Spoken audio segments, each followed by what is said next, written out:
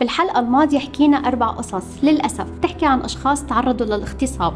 بعضهم كتم هالسر جواته وخباه عن الكل، والبعض الآخر حاول يلاقي مين يفهمه ويدعمه، وللأسف كانت النتيجة عكس التوقعات تماما. وطبعا هالشي دمر حياة البعض وسبب عقد نفسية للبعض الآخر. وطبعا نحن طرحنا حلول على هي القصص تم التصويت عليها من قبلكم: حل العقل المجرد من العواطف، وحل القلب يلي بأغلب الأحيان متحكم بقراراتنا. وبعض الناس كان عندها حلول أخرى شاركتنا فيها عبر التعليقات. القصص بتوجع القلب، كل أصحاب هالقصص بحاجة إنهم يخبروا حدا كبير وأهلهم ليدعموهم ويساعدوهم، وكمان يشتكوا على اللي اعتدوا عليهم لياخدوا جزء من حقهم يلي حتى لو انحبس كل معتدي هالشي ما بيرجع اللي راح مع الأسف. مالك ذنب بشي، الله على الظالم، ولا تزعلي على شخص يلي تركك، يلي ما بيكون حدك بالمواقف الصعبة، ما بدك إياه لأنه مانو سند، والله رح يبعث لك سند يتفهمك ويكون معك وينسيكي كل وجعك. خلي إيمانك بالله كبير، والأيام جاية ليعودك رب العالمين بسعادة بدل الوجع. بالنسبة للشباب لا ترد على أبوك حتى لو غضب عليك، حياتك مو لعبة. شو ذنب البنت يلي تركتها وأنت شو ذنبك؟ خليك مثل ما أنت وضلك قوي، ما بتعرف إلا ما الله يوقف معك، بس كل شي بوقته وقت الله يريد. كل طفل ما بيعرف قصص التحرش، الأم هي الحل الوحيد بالحياة، هي الوحيدة اللي بتتفهم الطفل ومشاعره.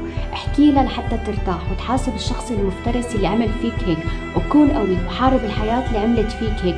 وبرجع بقول: كل لن يصيبنا إلا ما كتب الله لنا. بالنسبة للبنت يلي تعرضت للاغتصاب من قبل صاحب الفيلا اللي كانت تشتغل فيها ويلي ترك خطيبها بعد ما صرحته بهالشي، كان التصويت أكبر بالنسبة لحكم العقل يلي بيقول إنك تلجأ إلى القانون عن طريق شي محامي أو مركز استشارات قانونية وتحكي قصتك حتى تسترجعي حقك وحق خطيبك، وتلجأ إلى علاج نفسي عن طبيب متخصص. وأنا بصراحة بوافق على هالشي. نحن اليوم بوقت ما لازم نتنازل فيه عن حقوقنا أبدا، حتى لو كنا بمجتمع ما بيرحم، لأنه أنت ما غلطتي بشي، بالعكس أنت ضحية، وكل همك كان إنك تساعدي خطيبك يلي طلع ما بيستهلك. أنت اليوم بحاجة إنك تستعيدي حقك من الشخص اللي أذاكي وتبلشي حياة جديدة وما تستسلمي لأفكارك. كتير خسارات ممكن تتعوض، ولكن خسارة النفس ما بتتعوض أبدا. الله يريح قلبك ويبعث لك أيام تعوضك عن كل خساراتك. أما بالنسبة لقصة الشاب اللي للأسف تعرض للاغتصاب من قبل شخص كان بمثابة عمه، وبالإضافة لجهل أبوه يلي سبب له خراب حياته وحرمانه من كل شيء كان بيملكه، كان التصويت الأكبر بالنسبة لحكم العقل يلي بيقول إنك تحط أهداف جديدة بحياتك وتكون واقعية وتحاول تحققها وتكسب قد ما فيك معارف جديدة، بعيداً عن كل علاقاتك العاطفية القديمة، بعيداً عن محيطك العائلي السلبي. أنا برأيي الشخصي بدي منك تكون قوي وما تخاف من إنه تواجه وتحكي كل شي صار معك لأهلك، لأنه أنت بريء ومالك أي ذنب بهذا الشي اللي تعرضت له. لازم تخبر أبوك بكل القصة لحتى يحس بغلطه معك، لأنه أكيد مو حل تضلوا زعلانين من بعض. بالنهاية أبوك أكيد بحبك وبيخاف عليك، لو قد ما وقف ضدك وكان قاسي معك. أنت حامل جرح كتير كبير ومخبيه بقلبك لحالك، هذا الشي كتير صعب. لازم أهلك يفهموك، لازم تعيش حياتك الطبيعية وتختار يلي بتحب. وأنا بشوف إنه إذا بتقدر ترجع لخطيبتك لأنه تركته من دون أي سبب، هي بتعرف ظروفك وبتحبك، خليك متفائل وواجه كل مخاوفك، بتمنى لك التوفيق والسعادة.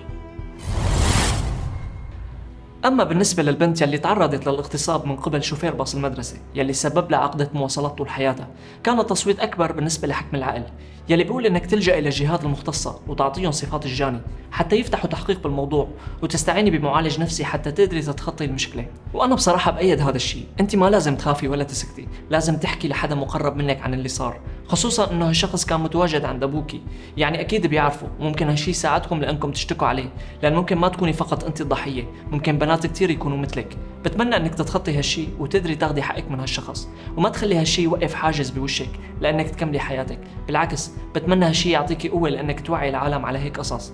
بتمنى لك كل التوفيق والسعادة. أما بالنسبة لقصة الشاب اللي تعرض للاغتصاب من قبل شخص بيقربه وهالشي خلاه يكره حاله ويفكر بالانتحار، كان التصويت الأكبر بالنسبة لحكم العقل يلي بيقول إنه لازم يتم فتح المغتصب واللجوء لعلاج عند مرشد نفسي كفيل بإنه يخلصك من هذا الشعور. أنا برأيي الشخصي بشوف إنه كتير صعب وقاسي الشي اللي صار معك لهاللحظة عم بتعيشه.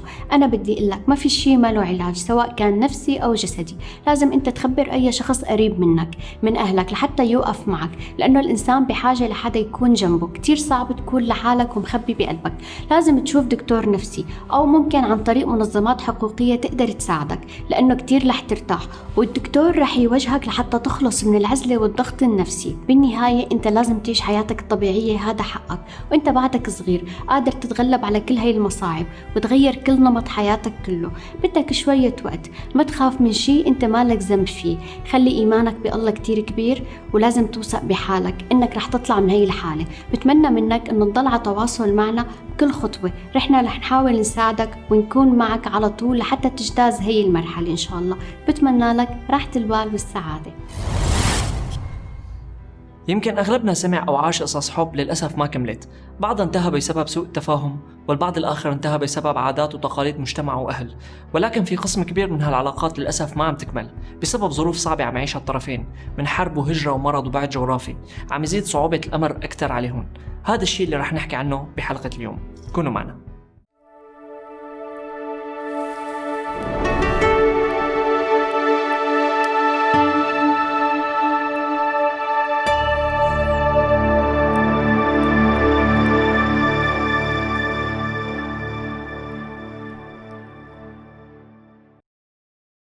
بظل ظروف الحرب الصعبة يلي عم نعيشها، كتير ناس تعرفت على ناس تانية وحبتها وعاشت معها علاقة حب، ولكن للأسف ما كان مقدر لهم إنهم يلتقوا.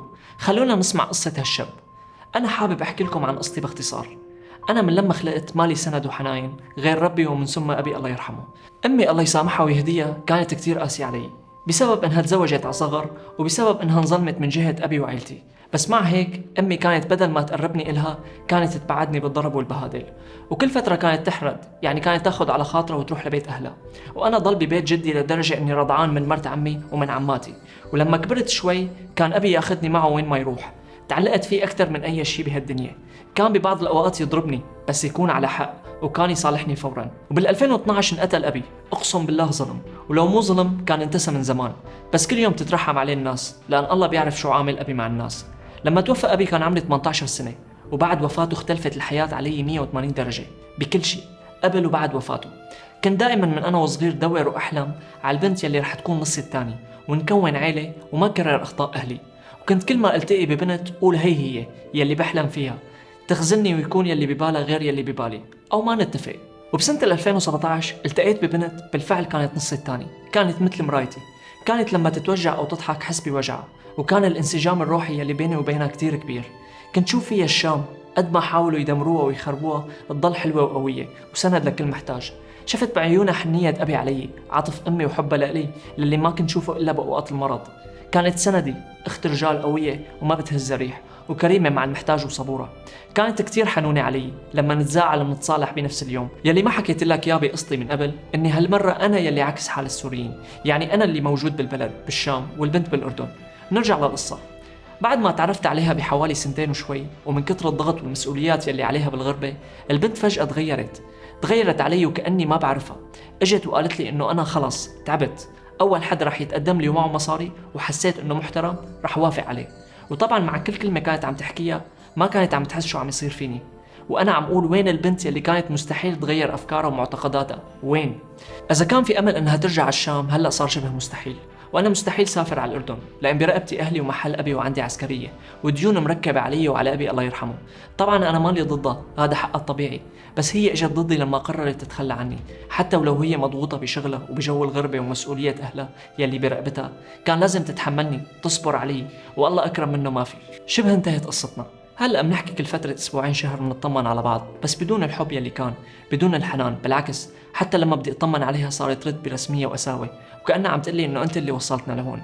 بعد كل يلي صار معي وهذا اللي حكيته جزء من مشاكلي، قررت ضل مثل ما أنا، مثل ما كنت بعد كل مصيبة بتجيني. ما تغيرت ولا ممكن أتغير، لأن أفكاري وطبعي مقتنع فيهم ومآمن فيهم لحتى موت. حتى لو طالت قصتي عليكم أنا بعتذر منكم، حابب إلها لشقام مثل ما بيوم سميتها بهالاسم إني اشتقت لها كتير، ومثل ما وعدتها رح صلي ركعتين شكر لله إذا رجعت مثل ما عرفتها، وإن شاء الله إذا في اسمي ونصيب بيننا رح آخذها، وإذا ما في اسمي بيننا رح تضل محفورة جوات قلبي وغصة ما رح تنهضم مهما مر عليها الزمن. تم طرح قصص حلقة اليوم على خبراء نفسيين وتوصلنا للحلول التالية. بالبداية تبين لنا أنه الشاب بحاجة عطف وحنان، لأنه ما اكتسب هالشي من والدته بمرحلة الطفولة، لهيك فتش على هذا الحنان مع شخص تاني، وقدر والده الله يرحمه بمرحلة معينة أنه يقدم له العاطفة والحنان، بس ما قدر يحقق له الاكتفاء، لأنه عاطفة وحنية الأنثى تختلف عن عاطفة وحنية الرجل، لهيك كان دائما عم يجرب يلاقي هالعاطفة مع بنت، ولما لقاها للأسف الظروف ما ساعدته أنه يرتبط فيها. نصيحتنا لك صديقي انك تبتعد وتنسحب من هالعلاقة، لانه حسب ما قلت انها صارت تتعامل معك بأسوأ، وهالشي رح يخليك تستنزف عواطفك وتتعذب معها. طالما هي ما بدها اياك اتركها. اكيد مو سهل الموضوع، بس انساها ولا تربطها باحلى شي بحياتك حتى ترتاح، لانك قلت انه الشام حلوة، فلا تربط الأسوأ فيها. بتمنى لك السعادة وراحة البال. صعب كتير إنك ما تقدر تكون مع الشخص يلي بتحبه بسبب العنصرية، والأصعب لما تلاقي إنه كل البلد رافضة علاقتكم مو بس المجتمع. خلونا نسمع قصة هالصبية يلي عانت كتير من هذا الموضوع وبعدها عم بتعاني. أنا بنت هلأ عمري 25 سنة، سورية وعايشة بالأردن. كنت بشتغل وتعرفت على شاب كان بده يخطبني، بس لما أبوه عرف إني سورية رفض، والشاب ما وقف ضد أبوه كرمالي، وأكيد هلأ بحمد ربي إني ما كفيت معه. المهم بهالفترة كان في شاب بيحبني تعرفت عليه، ومن خلال مواقفه وتعامله معي وأسلوبه حببني فيه وتعلقت فيه كتير.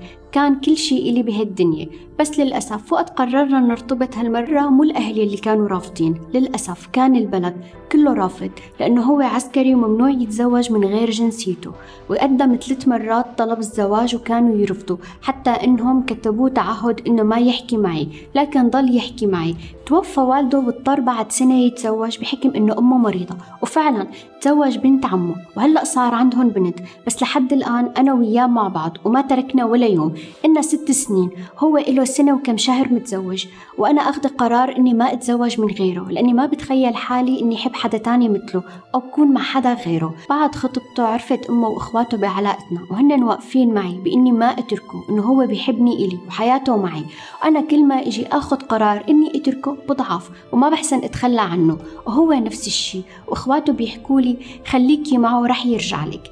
أنا بدعي لربي دائما إذا في خير لإلي إنه الله يقربه لإلي وما يبعده، بس بصراحة ما عاد أعرف شو عم بعمل. حاسة حالي كبرت فجأة وتعبت.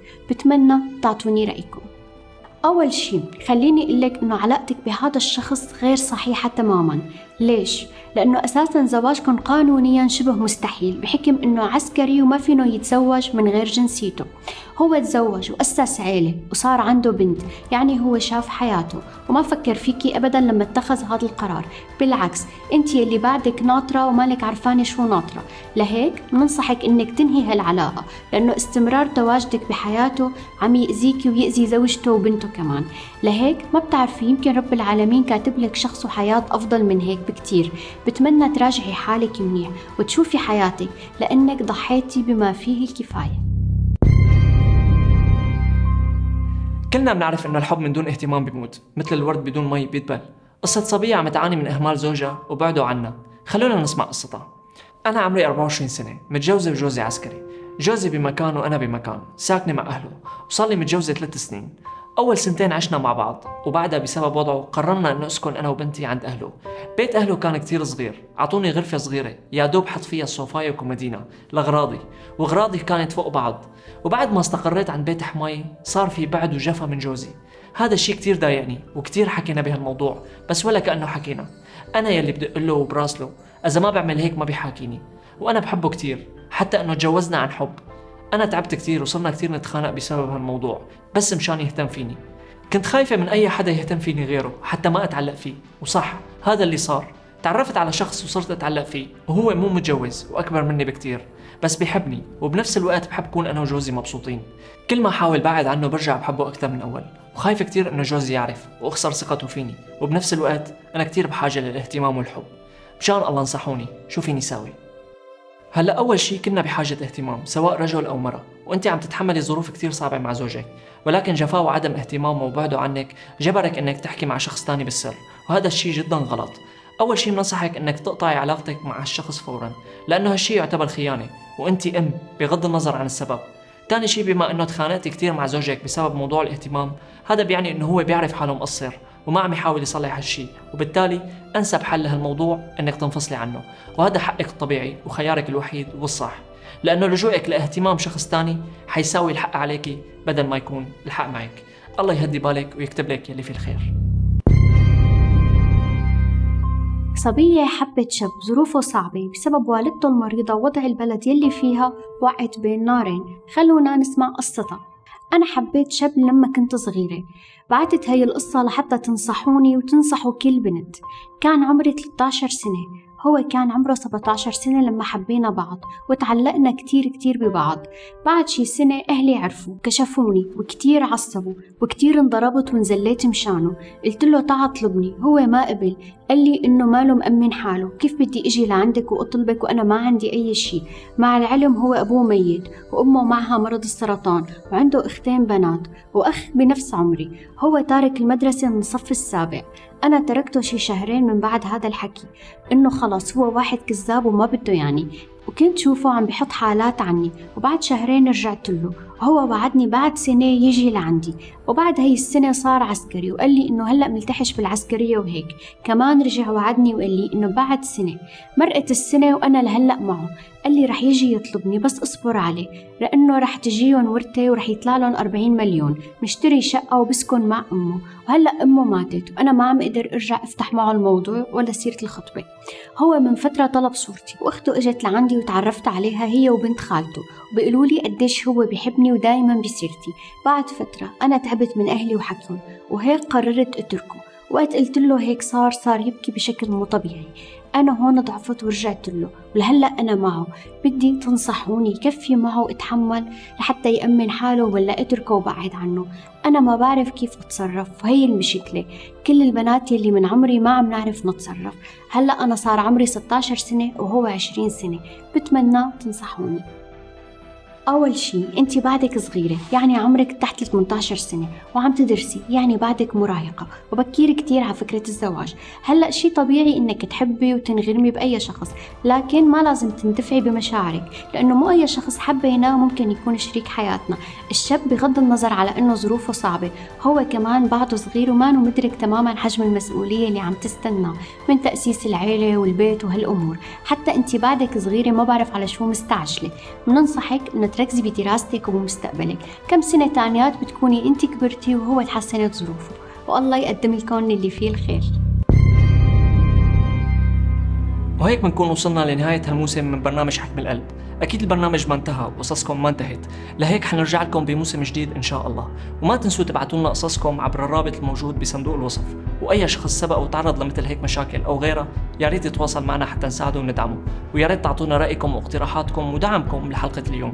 كان معكم أحمد الدريبي وصفاء حبي وحكم القلب.